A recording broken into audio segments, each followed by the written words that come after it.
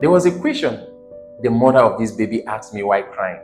Doctor, what caused this convulsion that took my baby's life? And that's what we are going to discuss in this series. We are going to be looking at the causes of convulsion. Welcome back to our convulsion series. If you have not been following this series, go back, subscribe to our channel, follow, turn on your notification buttons, and make sure you watch all the videos to now and share with your friends. Now, we are looking at the causes of convulsion. And not only with this mother, with children and with general cases that I have of convulsion, their carers will always ask, Doctor, what caused this convulsion? Is it something he ate? Is it something he drank? Is it a spiritual problem? Now, there are so many causes of seizures or convulsions. One of the first and most common causes of convulsion, especially in children, is fever. And this fever is caused most of the times by an infection. So sometimes if you have an infection, just say malaria, malaria will cause you to have high fever. And when there is excessive fever, what happens is that it triggers a convulsion in the child's brain. It is scary, but one of the most common. But one of the good news is that convulsions that are due to fever finish very fast.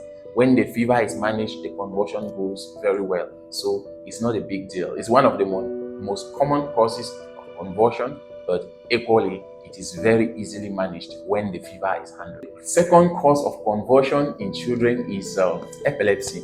Now, I want you to understand that convulsion is not a disease. Convulsion is a symptom that is caused by something. So something causes convulsion. Convulsion itself is not a disease. So one of the causes of convulsion, which may surprise you, is epilepsy.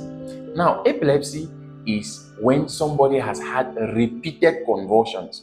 So when you convulse one time, two times, three times, and in a short period of time, you have had several causes of convulsion without identifying the cause.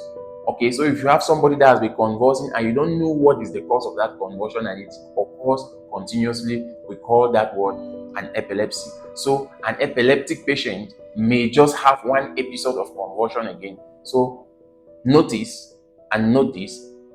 epilepsy is one of the causes of convulsion.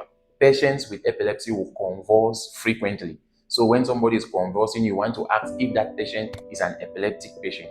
Convulsion is not a strange thing. It is common with epileptic patients. The third cause of convulsion is infections.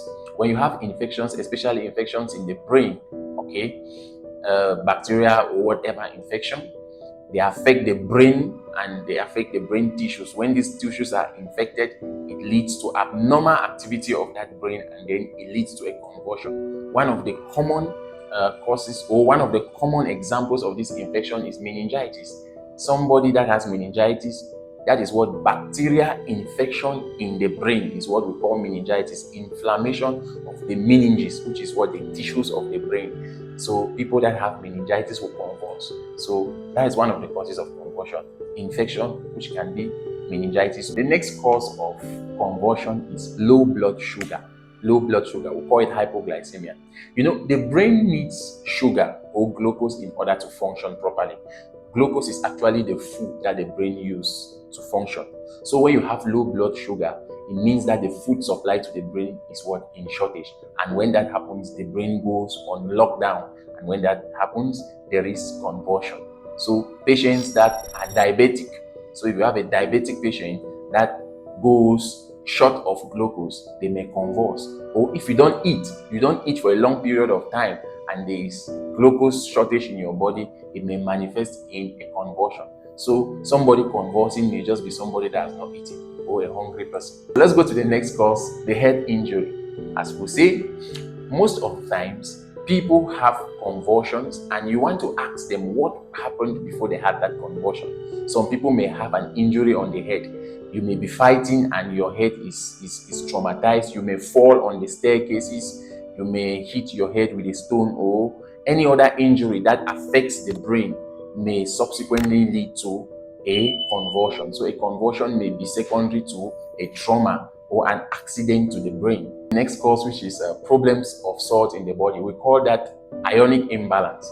So if you have these salts in your body like chlorine, you have sodium, you have magnesium, potassium, calcium, some of these salts in the body are needed by the brain to function.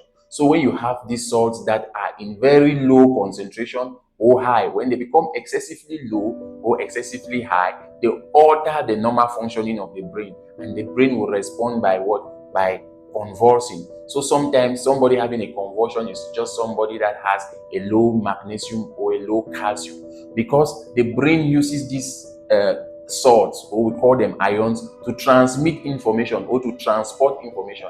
And so when these ions are disorganized, either too low or too high, we see the brain functioning abnormally. And one of those abnormal functioning is what?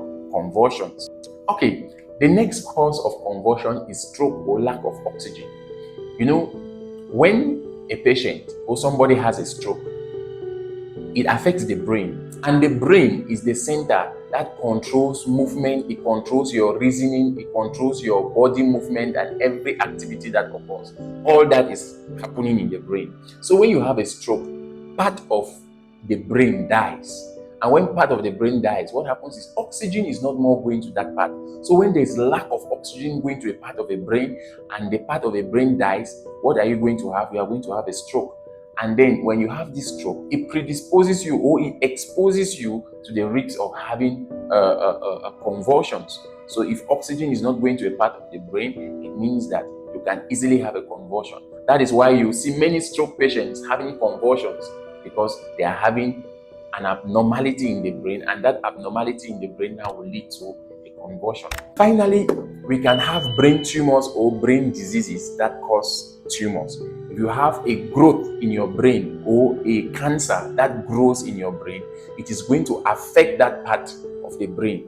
And when that part of the brain is affected, it can lead to a convulsion. So when you see people that have tumors or growths or brain diseases, they will oftenly have convulsions.